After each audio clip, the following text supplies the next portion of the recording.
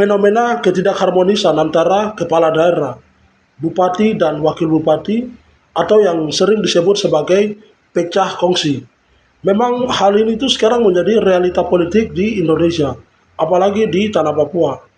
Karena hal ini tuh sering muncul. Kalau kita lihat secara politik, ini tuh sering disebut sebagai fenomena kemesraan yang singkat, di mana mereka ini tampak kompak saat kampanye, namun mereka mulai renggang, tidak sejalan setelah mereka menjabat. Dampak negatif dari ketidakharmonisan ini itu jauh lebih nyata dan dirasakan langsung oleh publik. Kalau kita lihat dampak pada birokrasi, dalam hal ini ASN aparatur sipil negara, ya seringkali itu mereka bingung harus loyal kepada siapa. Nanti dalam birokrasi itu akan adanya nanti di birokrasi pengkotak-kotakan di dalam dinas-dinas. Misalnya, oh dalam dinas ini itu ada orang bupati, oh itu ada orang wakil, yang akhirnya menghambat koordinasi kerja di pemerintahan. Dan selanjutnya itu mengenai pengambilan keputusan strategis, terutama yang berkaitan dengan pengesahan anggaran atau mutasi jabatan. Hal-hal kayak begini itu seringkali tertunda karena tidak adanya kesepakatan di tingkat pimpinan. Dan kedepannya nanti itu program pembangunan akan mangkrak.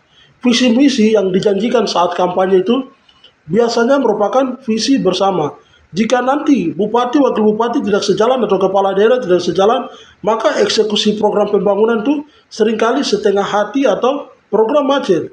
Jadi kondisi, kalau kita lihat kondisi nanti yang terjadi di publik itu, publik merasa tidak nyaman.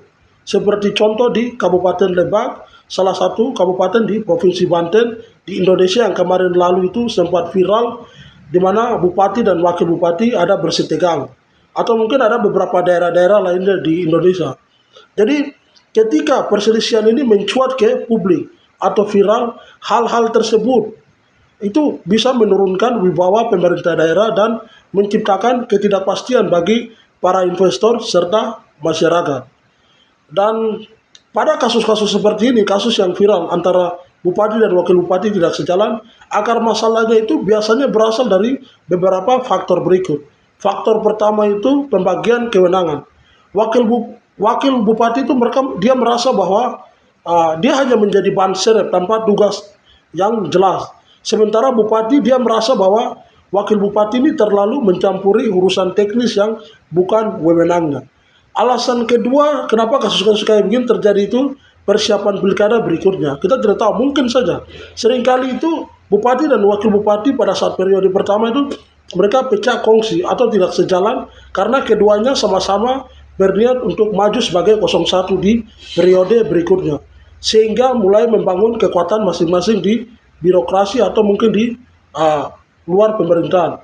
Dan yang ketiga itu ada ketidakcocokan tim sukses. Kadang masalah itu bukan berasal dari pemimpinnya, melainkan tekanan dari tim sukses masing-masing, bupati dan wakil bupati yang mereka merasa bahwa tidak mendapat porsi yang adil dalam kebijakan atau jabatan. Terima kasih.